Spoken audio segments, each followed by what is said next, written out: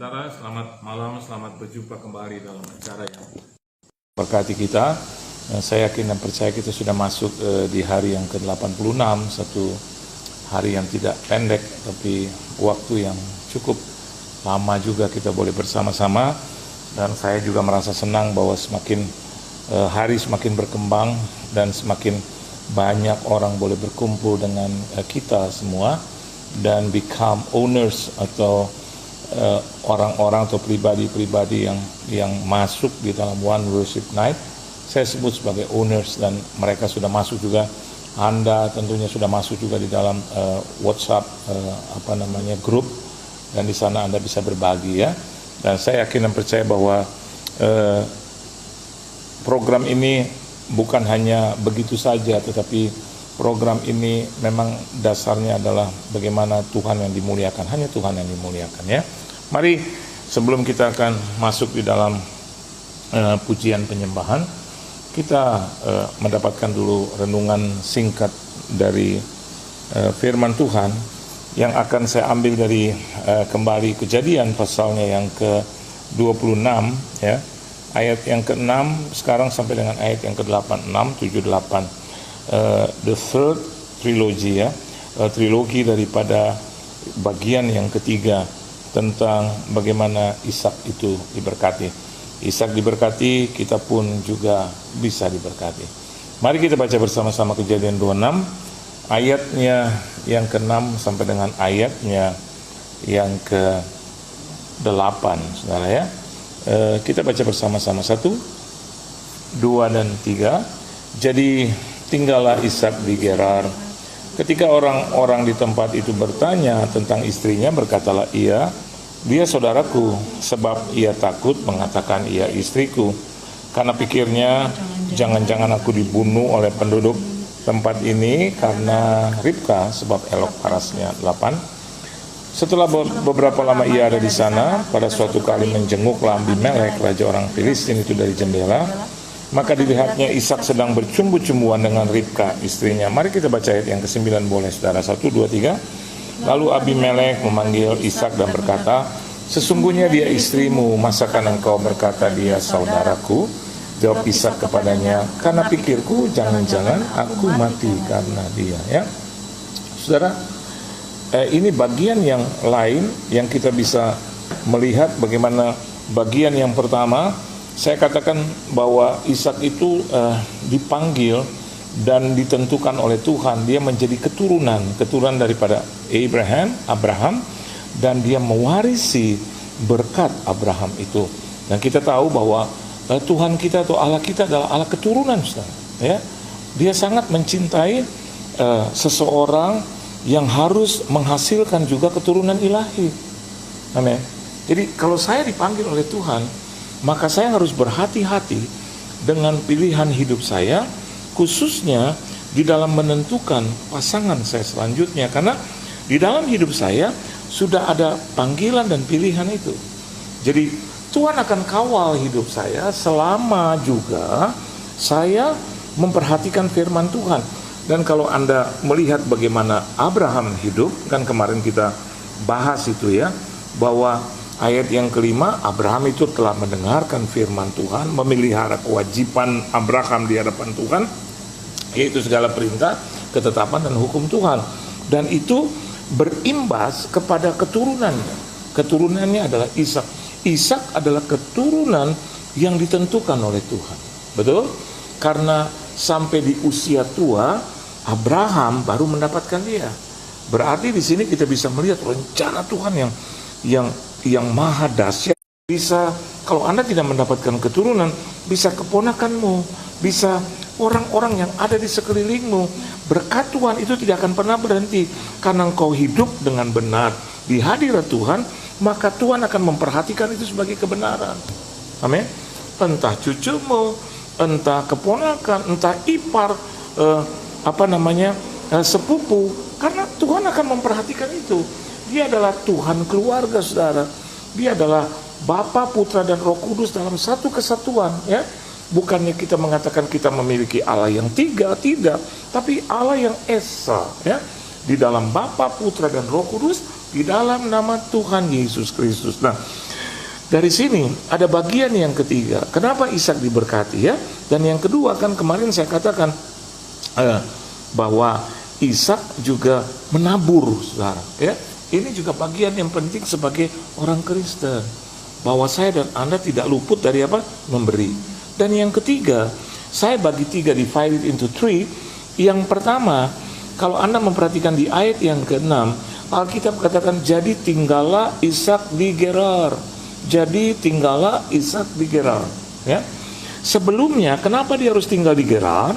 Alkitab katakan begini, ayat yang ketiga, tinggallah di negeri ini sebagai orang asing. Ya. Setelah Tuhan mengatakan demikian, maka ada tanda baca koma di situ, maka aku akan menyertai engkau dan memberkati engkau.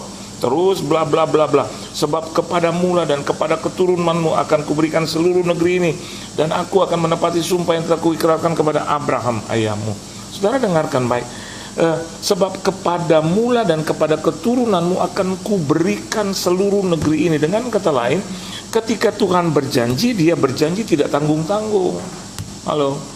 Kalau saya dan Anda diberkati juga tidak tanggung-tanggung, enggak setengah-setengah, enggak seperapat-seperapat. Oleh sebab itu, jadilah hamba Tuhan, jadilah anak Tuhan juga yang tidak tanggung-tanggung.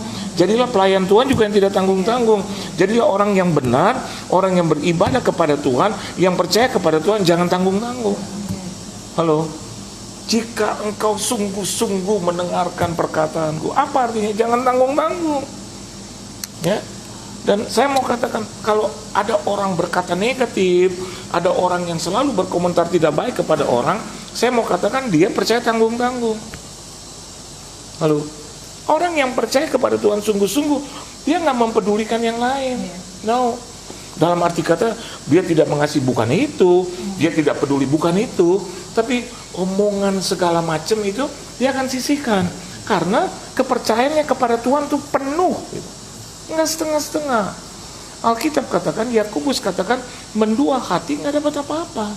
Jadi sementara Anda percaya kepada Tuhan, Anda percaya lagi kepada dukun. Anda percaya kepada Tuhan, Anda percaya lagi kepada orang pintar. Anda percaya kepada firman Tuhan, Anda percaya lagi kepada nasihat-nasihat daripada orang-orang fasik. Dia aja nggak percaya Tuhan, terus bagaimana mungkin kita bisa percaya dia? Terus Anda bilang, oh tepat, saya mau katakan buat saudara, kebetulan. Coba ikuti terus, 2-3 kali juga udah salah. Lalu salah. Anda lihat kan program ini, tidak saya bermaksud untuk meninggi-tinggikan. No. Anda lihat, kalau memang roh itu datang ya kita saya teruskan. Tapi saya jauh dari, sorry to say, untuk menyesatkan. Buat apa? Capek. Amin. Dan kalau Anda perhatikan, ajaran itu sesat atau tidak, lihat aja dari buahnya. Amin. Lihat dari buahnya, lihat dari kehidupannya sehari-hari orang itu beres atau enggak. Kalau dia beres, teruskan. Tapi kalau dia mulai bersilat lidah, muter-muter, saya mau katakan buat saudara, pengajaran yang terbaik itu adalah pribadi Kristus Yesus. Saya tidak bilang Kristen, saya hanya bilang pengajaran dari Yesus Kristus. Kenapa? Dia jadi teladan, dia jadi contoh, nyawanya saja dia berikan. Amin, saudara. Keselamatan dia berikan kepada kita. Nah, Anda lihat ayat yang ketiga, Tuhan bilang tinggallah di negeri ini sebagai orang asing. Meskipun kelihatannya, apa sih arti kata asing? Mungkin kita minoritas. Amin. Mungkin yang berpihak kepada kita hampir-hampir tidak ada, saudara. Tapi jangan terus minder, jangan terus dede, ya. Mungkin ada banyak orang yang anti kita. Terus akhirnya kita bilang, ya udahlah, kalau dia anti kita karena kita ada di dalam Tuhan, kita berbalik jalan yuk, kita ikutin dia, kita fasik lagi. Ya udah, kalau udah kita kenal Tuhan, terus komunitas kita meninggalkan kita, ya nggak apa-apa. Yang penting saya dan Anda ada di dalam Tuhan, karena satu orang bersama dengan Yesus, Anda menguasai segala sesuatu. Karena apa? Karena ada Kristus dalam hidup kita. Jadi tinggallah di negeri ini sebagai apa? Orang asing. Jadi nggak usah pusing dengan sekeliling. Aduh, saya awkward nih, aku canggung nih, aku belum biasa, aku asing. Memang begitu. Tuhan biasanya tidak memberkati mulai dari majority, tidak. Anda lihat pelayanan Tuhan Yesus, dimulai dari 12 orang. Satu orang mengkhianati dia, dia berjalan dengan 11 orang terus diganti lagi. Ada satu lagi yang masuk. Dan dari sana jadi 120, betul? Dan akhirnya sampai hari ini miliaran orang percaya. Tapi kalau sesuatu dimulai dari yang besar, saya mau katakan buat saudara, be careful. Karena sesuatu yang munculnya besar, tadi siang saya khotbah tentang dasar hidup. Dasar hidupnya adalah Kristus. Kalau kita kecil tapi dasarnya besar, itu bagus. Daripada kita kelihatannya besar, tapi dasarnya adalah pasir, hancur. Ketika ada masalah dan persoalan, kita akan tunggang langgang. Tapi kalau dasarnya kuat, dasar kehidupan itu harus Kristus. Karena dia adalah pribadi yang sangat unggul dan kuat. Dia akan meneguhkan kita. Saya pernah berkhotbah, jangan hanya pegang tangan Tuhan, tapi biarkan Tuhan yang memegang tangan kita. Kalau kita memegang tangan Tuhan, ada saatnya kita capek. Ada saatnya kita lemah, saudara. Ada saatnya kita jenuh. Tapi kalau Anda biarkan Tuhan yang memegang kita selamanya, apabila ia jatuh, tak sampai tergeletak. Sebab Tuhan menopang tangannya. Amin. Jadi let the hands of God, biar tangan Tuhan yang memegang hidup kita. Aman. Biar Anda tidur, malaikat Tuhan akan berkemah di sekeliling kita. Firman Tuhan katakan itu. Jadi karena Tuhan yang katakan, tinggallah di negeri ini. Ayo, saya mau tanya dengan saudara, siapa yang menjadikan Anda orang Indonesia? Anda kan nggak pilih, saya juga nggak pilih. Papa saya menikah dengan mama saya, lahirlah saya. Saya punya satu kata-kata yang baik untuk lahir, hanya ada satu cara. Ya, untuk lahir hanya ada satu cara, dari kandungan ibu kita. Tapi untuk mati, kita bisa mati dengan banyak cara. Betul, ya. Oleh sebab itu, perhatikan dengan baik. Yang menetapkan kita menjadi orang Indonesia, ya, menjadi anak daripada ayah dan mama kita, itu juga adalah rencana Tuhan. So, saya mau katakan, kita mungkin adalah orang-orang yang minority, ya. Kenapa demikian? Karena kita bukan siapa-siapa, ya, asing rasanya. Alkitab juga mencatat bahwa kewarganegaraan kita bukan di sini. Kewarganegaraan kita dari mana? Sana. Jadi kita berasal dari mana? Dari sana. Yesus bilang, aku bukan berasal dari dunia ini, gitu. Saya dan Anda juga actually bukan berasal dari dunia ini, tapi kita adalah anak-anak Tuhan. Jadi kerajaan kita, warga negara kita adalah warga negara surgawi. Jadi Tuhan yang memerintahkan supaya Ishak itu harus tinggal di negeri itu. Nah, saudara perhatikan, ya. Coba lihat ayat 6. Jadi tinggallah Ishak di Gerar. Jadi yang pertama, Anda mau diberkati, jadilah orang-orang yang taat kepada Tuhan. Amin. Lihat, untuk menjadi seorang yang asing di negeri yang asing, tidak banyak orang yang mengenal, ada sedikit awkward gitu, canggung. Saya mau katakan biasanya begitu. Aduh, kerja semuanya bukan orang percaya, Pak. Biasanya gitu. Waktu saya memulai kerja, bos saya tidak ada satupun yang sungguh-sungguh dalam Tuhan atau percaya kepada Kristus. Saya mungkin sama dengan Anda. Aduh, capek. Karena kita nih kadang menjadi orang yang sok fanatik, tapi fanatisme kita sempit. Pokoknya asal Kristen, asal percaya. Kadang Tuhan memberikan tuh bukan Kristen, tapi melalui engkau aku bentuk dia, gitu. Dan saudara percaya, salah satu dari bos saya hari ini juga ada di One Worship Night, ya. Pak Rudi dan Ibu In hadir nggak? Nah, ini mantan bos saya, saudara, ya. Dan hari Sabtu saya suka katakan, Pak, saya kalau Sabtu tolong nggak masuk. Kalau Bapak mau pakai saya sampai siang aja, karena sore saya harus latihan. Dia bilang, latihan apa? Tinju loh. Enggak, latihan nyanyi. Oh, kamu penyanyi di gereja, Pak? Oh, yuk di gereja. Iya. Buat apa tuh? Buat hari Minggu. Dan saya suka bilang juga dengan Pak Rudi, ya, Bu Iin, kalau hadir ya, kasih kasih jempol.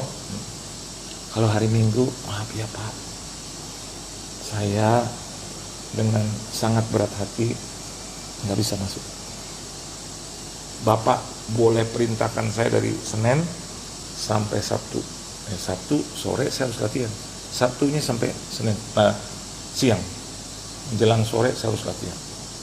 Dan puji Tuhan dia ngerti, walaupun dia bukanlah bukan seorang Kristen yang betul-betul sungguh-sungguh. Tapi hari ini saudara, saya sangat diberkati. Satu hari saya datang ke gereja, yang tunggui saya di depan pintu adalah mantan bos saya. Dia berdiri terus sama istrinya dan dia bilang, "Shalom." Saya, waduh. Terus dia, kan dulu suka ngomong Tuhan. Berapa tahun yang lalu, baru dia 90 ya, visit Indonesian Year 1991. Jadi saya gabung, kita sama-sama tahun 90. Sekarang 2020, 30 tahun. Lihat, bagi Tuhan untuk menjangkau jiwa itu tidak ada yang mustahil. Cuman pertanyaannya begini, mau nggak taat? Mau nggak taat?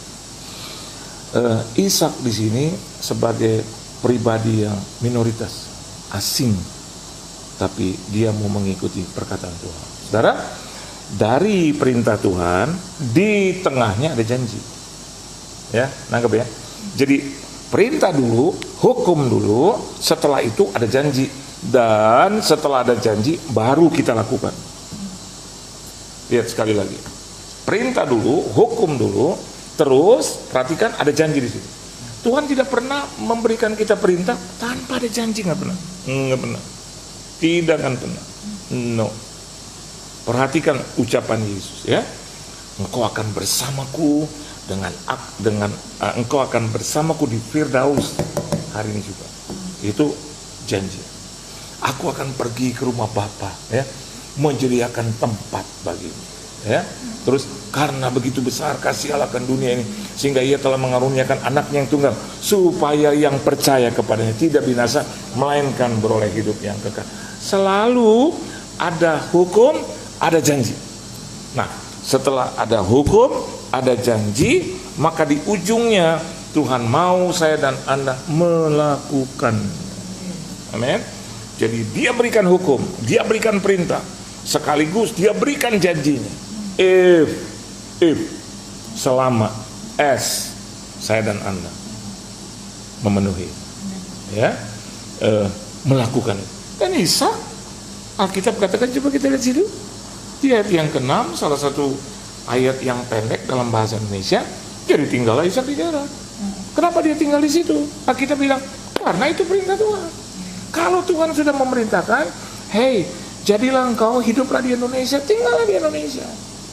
Karena saya yakin dan percaya, dimanapun Anda ditempatkan, keselamatan itu atau ancaman itu bisa terjadi di mana-mana. Tapi keselamatan hanya ada di dalam nama Tuhan Yesus Kristus. Jadi saya mau katakan buat Anda, Pak, yang paling aman tinggal di mana? Ya, kalau saya orang Indonesia, Anda orang Indonesia, tinggallah di Indonesia, berkatilah Indonesia, begitu. Karena dia yang memberikan kita rencananya, dia yang memerintahkan kita, dia yang berjanji untuk memberkati kita, memberkati juga bahkan negeri yang kita tinggali. Amen. Sehingga akhirnya Ishak tinggal di Gerar. Jadi dengarkan baik saudara, menjadi orang-orang yang taat adalah sesuatu yang menyenangkan hati Tuhan. Ya, pujian, haleluya, banyak orang, oh haleluya. Bahkan hari-hari ini, maaf, saya tidak berkata yang untuk menjatuhkan. Banyak orang, mari kita berdoa. Oh, amin. Saya juga berdoa. Mari kita memuji dan menyembah Tuhan. Oh, saya juga penyembah, pemuji. Mari saudara, Tuhan hanya bisa kita datangi dengan penyembahan. Amin juga, emang betul. Tapi jangan lupa nih, pelaku. Ya kan? Kalau Ishak tidak tinggal di Gerar, biarpun dia melakukan berusaha dengan keras, he got nothing. Kalau dia bukan pelaku. Ada banyak orang kerja keras, paling-paling hanya diberkati dengan uang, dengan materi. Tapi bagaimana dengan kesehatan? Bagaimana dengan keluarga? Bagaimana dengan rumah tangga? Bagaimana dengan damai sejahtera? Saya hidup juga enggak mewah-mewah. Orang bilang, Pak mewah, enggak lah, ya biasa gitu. Kalau beli yang biasa, kalau orang lain bisa beli, kenapa kita anak Tuhan juga nggak bisa beli? Bukan bermaksud yang mewah-mewah yang mahal sekali, enggak. Ada banyak barang-barang saya itu diberikan Tuhan melalui orang lain. Yang saya pakai banyak Casio orang. Tadi aja baru dikasih lagi, ya kan? Set kaos, ya luar biasa. Coba nih, ukuran berapa? Saya bilang, ukurannya udah mulai kurus. Untung saya kurus gara-gara puasa. Ini orang bilang, nih tuan rumah di sini, dia bilang, saya ada kaos, saya nggak pernah pakai. Langsung saya berdoa dalam nama Tuhan Yesus, kuatkan dan teguhkan hatinya Tuhan, supaya dia tidak bercabang-cabang gitu loh, ya. Terus dia bilang, ukuran berapa? Saya bilang, saya biasa sih XL. Terus dia bilang, saya juga XL. Saya bilang, aduh Tuhan, itu sudah sama, rencananya sama, firmannya sama, ya kan? Coba dulu. Saya langsung bilang, nggak usah dicoba. Kalaupun nyempit-nyempit dikit, besok saya mau puasa lagi, pasti bisa masuk. Kalau besar-besar dikit, gampang kita kecilin, sudah. Jadi gampang aja gitu tuh berkat Tuhan. Ayo. Terus orang bilang gini, loh itu kaos bermerek. Orang sih nggak beli. Mobil aja dikasih orang. Orang nggak mau percaya, ya sudah. Emang gue pikirin, dikasih. Ngapain sih harus teriak-teriak bikin statement, dikasih. Bos saya dulu, nggak ada angin, nggak ada hujan, yang ada cuma suara Tuhan. Dengar, nggak ada angin, nggak ada hujan, ada suara Tuhan. Terus dia telepon istri saya dulu tahun 2002. Bu Sri, Bu, saya tunggu ya. Istri saya bilang, tunggu di mana? Ngapain? Kita ke showroom. Kenapa? Aduh, saya nggak bisa tidur. Kenapa? Suara Tuhan tuh datang terus sama saya. Iya, dia ke sini. Bayangin, suara Tuhan datang. Dia bilang, kenapa? Saya disuruh Tuhan untuk ajak ibu sekalian bawa KTP, Bu. Apa? Udah, ikut ke showroom. Dia bilang sama saya, Pak, saya lagi di Surabaya 2002. Pak, aku disuruh temenmu pergi ke showroom. Ngapain? Saya bilang. Dia bilang suruh bawa KTP. Ngapain ya? Saya juga kurang ngerti. Saya pelayanan. Sore dia telepon, Pak, ngapain mah? Ini lihat mobil. Oh, saya langsung bilang, Mah jangan. Aduh, emang kita nggak mampu sih beli waktu itu. Mah jangan, mah pulang dalam nama Tuhan Yesus. Pak, dia yang beli Pak. Mah tunggu lamaan di situ, ya. Pilih deh warnanya, mah langsung pilih. Jangan lama, mah lama juga nggak apa-apa. Dia nangis kita Pak. Kita disuruh beli, saya masih itu. I feel God. Siapa yang kasih Tuhan selama apa? Kita taat. Langsung Pak suruh pilih warna. Saya di luar kota, langsung saya ikut campur. Putih mah putih. Dapat mobilnya. Terus kalau orang bilang mewah-mewah, enggak. Saya dulu jalan kaki. Saya naik bajai, naik bus, naik patas, pelayanan. Orang baru kenal saya sekarang gitu. Coba dia kenal saya 35 tahun yang lalu, 40 tahun yang lalu, ya. Coba kenali, jangan sekarang. Nah, sekarang cuma lihat dari depannya aja, ngomong. Dari dulu nggak ada teman, nggak ada. Pojokan kayak cucian kotor, pojokan. Siapa yang mau tegur orang susah? Siapa yang mau tegur orang miskin? Nggak ada. Tapi mau taat. Ya Tuhan berkati. Mau beli, ada keinginan beli mobil, ya. Cuma ada satu kekurangannya, apa? Nggak ada duit. Itu. Tapi dampaknya gede kalau nggak ada duit. Akhirnya saya suka lihat itu di foto mobil. Ya saya bilang, Tuhan, mobil biasa aja deh. Yang penting aku bisa melayani Engkau. Dapat mobil. Dari mana? Dari orang. Saya khotbah di satu hotel. Tiba-tiba saya turun, keluarganya bilang, Pak, kami dapat suara Tuhan. Kenapa? Saya punya mobil. Bapak bisa naik mobil nggak? Saya bilang, naik bisa. Nyetir, Pak? Nggak bisa. Terus, waduh, repot ya. Saya bilang, kenapa? Karena saya mau kasih Bapak mobil. Terus saya bilang, kenapa repot, Pak? Urusan Bapak kasih saya mobil, urusan saya terserah saya. Mau usir sendiri adik saya, dia sampai ketawa sudah. Benar-benar, iya dong begitu Pak. Bagiannya gitu, kewajibannya begitu. Kalau Anda sudah disuruh oleh Tuhan, lakukan. Saya nanti suruh adik gampang. Langsung dia bawa besok. Saya nginep di hotel itu, jam 9 dia datang, kayak sopirnya. Saya juga udah siapkan, adik saya dari jam 7. Oh, jadi kalau dapat janji dari Tuhan jam 9, datanglah jam 7. Kalau dijanjikan jam 9, datang jam 11, anyut, hilang, anyut. Bilang sama adik saya, lu datang jam 7 ya? Ada apaan? Ada udah. Gua kepret. Dia bisa mobil, naik mobil. Dia sudah almarhum. Dia sudah dipanggil Tuhan. Ada memori yang indah dengan dia gitu. Ya udah, dia datang jam 7. Ngapain gua kesini? Tunggu aja. Wih, jam 9 dia datang. Pak, dia kasih. Mobilnya dia kasih. Kuncinya dia kasih. STNK-nya dia kasih. BPKB-nya dia nggak kasih. Nggak apa-apa. Yang penting fisiknya sama kita. Saya pikir gini, orang-orang bilang, itu pengusaha nggak cengli. Saya bilang, nggak cengli dari mana? Kalau dia dari Tuhan, kasih dong sama BPKB. Saya tanya mama saya, Mah, kok dia nggak kasih BPKB? Kamu mau pilih mana? Naik mobil apa naik BPKB? Bener juga. Saya kalau naik BPKB kan nyampe-nyampe. Udah dari Tuhan, nggak usah komplain, taat aja. Nggak sampai 3 bulan, sebulan apa 3 bulan, telepon, Pak Yohan, Pak Pendeta. Ya Pak. Siapa nih? Ini Pak titik-titik, saya nggak usah sebut nama. Yang kasih mobil sama Bapak. Oh iya, ini Bapak saya. Enggak, saya pegawai, wakil. Kenapa? Ini karena satu dan lain hal, mobil atas perintah bos mau ditarik lagi. Itu hati jatuh, saya pungut taruh lagi, jatuh lagi, pungut taruh. Nangis. Saya bilang, kenapa Pak? Ya bos saya bilang gitu. Padahal dia bilang mobil itu Bapak pakai sampai rusak. Mobil itu pakai sampai hancur, sampai bosen. Yang ketiga, sampai Bapak dapat mobil baru. Ya ini belum juga 3 bulan.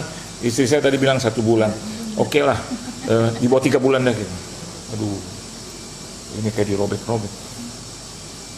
Dia bilang, Pak, nggak usah sekarang, ya. Dikasih waktu sama bos seminggu 2 minggu. Saya pikir nanti sakit hatinya sama, betul nggak? Daripada lama-lama terus kita doain tuh dalam nama Yesus, sedangkan dalam nama Yesus, sedangkan mau diambil. Udah, kata Tuhan bilang begini nih, kalau ada orang ya yang menginginkan bajumu, berikan jubahmu. Saya bilang, bos, iya di atas ya. Saya bisa dihukum Tuhan kalau saya salah, ya. Enggak ada sedikit pun saya lencengkan. Saya bilang melenceng. Bos, gini, saat ini juga saya kembalikan. Oh, nggak usah Pak. Enggak. Udah. Ini berarti memang sudah izin Tuhan. Udah. Bos, enggak. Saya telepon istri saya. Saya bilang, Ma ada di mana? Dia bilang ada di apa? Jemput anak-anak. Istri saya tuh belajar mobil. Nyenggol kiri, nyenggol kanan. Itu bak sampah, itu gepeng sama dia di rumah, burak gitu. Mah, di mana? Di jalan. Ini aku mau pulang. Mah, nah, jangan pulang. Kamu datang ke showroom, kembalikan. Wow. Istri saya ini, maaf ya, boleh kan, wanita kan ya namanya istri. Kamu tuh jadi hamba Tuhan. Dia ngomong sama dia kan udah janji Pak. Kenapa sih dia begitu? Udah mah. Ma, mobil dia. Betul nggak? Udah. Nggak jadi masalah. Please, Ma. Ini berdua umur berapa dulu? 2002. Kamu lahir 93, dia 95 ya. Berarti umur 9 tahun dan umur 7 tahun. 8, umur 7 ya. Kelas 3, kelas 4. Wah, begitu nyampe sampai di rumah saya ya. Saya tunggu, ini dua anak saya nangis, pukulin dada papanya. Apa? Itu mobil aku udah mulai senang. Nanti aku naik bajai lagi ya. Saya peluk dia. Bibi, dengan baik. Itu mobil orang. Nanti Tuhan akan kasih. Tenang. Papa memang nggak punya apa-apa, tapi mobil dia yang kasih pinjam. Nggak, waktu itu Om ngomong depan Bibi di hotel, dia ngomong sampai hancur, sampai udah. Iya, manusia boleh ngomong. Nanti Papa janji di hadapan Tuhan, Papa akan diberkati lagi dengan mobil. Percaya? Udah, tenang, nggak ada apa-apa.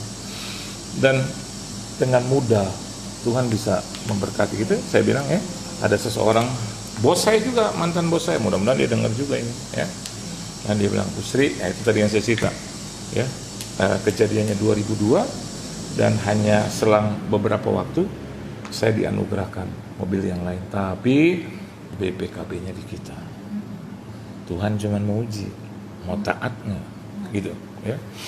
Dan akhirnya sampai kuliah, dua-duanya kuliah, Tuhan juga memberkati mereka dengan kendaraan yang mereka bisa pakai. Ada tangisan di sana. Dan satu hari orang itu dipapah oleh orang tuanya. Saya ingat orang tuanya pada saat itu berusia 83 atau 87 tahun. Dan dari jauh saya lihat, waduh, saya bilang, "Mah, ini orang yang menarik mobilku, yang memberikan mobil dan menarik." Dan dia dipapah sama istri dan orang tuanya datang kepada saya 80-an tahun. Pak Johan, boleh saya ngomong? Oh, Om, iya Om, ini anak saya melakukan dosa yang besar. Saya bilang, dosa apa Om? Ya dulu dia berikan mobil, terus dia tarik lagi. Saya nggak setuju. Terus saya bilang, Om, itu udah berapa tahun yang lalu. Saya diberkati dan melalui dia saya bisa dapat yang lain. Udah Om, nggak ada di hati sama sekali. Dan dia bilang, enggak. Saya bilang sama anak saya, Pak Yohan, hamba Tuhan, nggak salah. Cuma Pak Yohan, masalah itu sekarang hadir di dia. Dia komplikasi kalau tidak salah 5 atau 7 penyakit. Dan ada di depan saya, gula, ya, darah tinggi, terus ginjal, jantung, dan dia pucat, udah kuning. Saya lihat dia bilang, Pak, saya mohon Pak. Saya peluk dia bilang, Bos, nggak ada yang harus dimaafin. Karena bos juga nggak pernah salah sama saya. Puji Tuhan, saya pernah pakai itu mobil 1 bulanan, puji Tuhan. Walaupun saya nggak nyetir, Bos, dan sampai hari ini, sampai detik ini, saya nggak bisa setir. Dan saya tahu itu semua karena Tuhan. Dan saya doakan dia. Dan 3 bulan kemudian, ya, dia sudah ditangani oleh kalau tidak salah 5 sampai 7 dokter. Dia sudah ke Jepang, ke Asia, Singapura, ya, dan ke Belanda, ke Eropa, dan saya peluk dia sampai saya nangis di hadapan istri dan orang tuanya. Dan akhirnya dia juga nangis dan dia bilang, Pak Yohan, maafkan saya, nggak ada yang harus saya maafkan. 3 bulan kemudian dari jauh saya lihat, waduh, wajahnya berubah, saudara. Saya lihat, ini bapak. Dan saya merinding. Dan dia lihat saya, Pak Yohan. Dia bilang, dulu yang terpapar papa, dia lari ke saya, dia peluk. Pak Yohan. Saya bilang, Pak, udah sembuh ya? Iya Pak, puji Tuhan. Rada baikan, banyak baik. Pak, gini Pak, nanti kalau Pak Yohan khotbah, Bapak khotbahin tentang, sebut nama saya. Saya orang yang berdosa. Dia, aduh Pak, saya bilang, gak usah. Tapi Bapak saksikan, supaya orang lain belajar daripadaku. Kalau dia sudah beri kepada Tuhan, jangan pernah dia ambil. Saya bilang, bos, kan situasi waktu itu juga lagi, enggak Pak, enggak, saya orang berdosa. Terima kasih Pak. Dan beberapa tahun kemudian dia dipanggil Tuhan. Ya, artinya begini, belajar kita taat. Ya, meskipun rasanya sedikit saja, atau rasanya seperti diambil dari kita, atau rasanya kita rugi, atau rasanya nggak ada untung, atau rasanya sakit hati, tetaplah taat. Karena dari sana Tuhan bisa memberkati kita. Amin. Selalu ada perintah, selalu ada hukum. Setelah itu ada janji Tuhan, ada perkataan Tuhan yang menyenangkan hati kita. Dan jangan tutup di situ. Jangan hanya cuma tunggu, tapi lakukanlah perintah dan hukum itu. Kalau Anda melakukan perintah dan hukum, janjinya menjadi milik Anda. Tuhan Yesus memberkati saudara, ya. Puji Tuhan.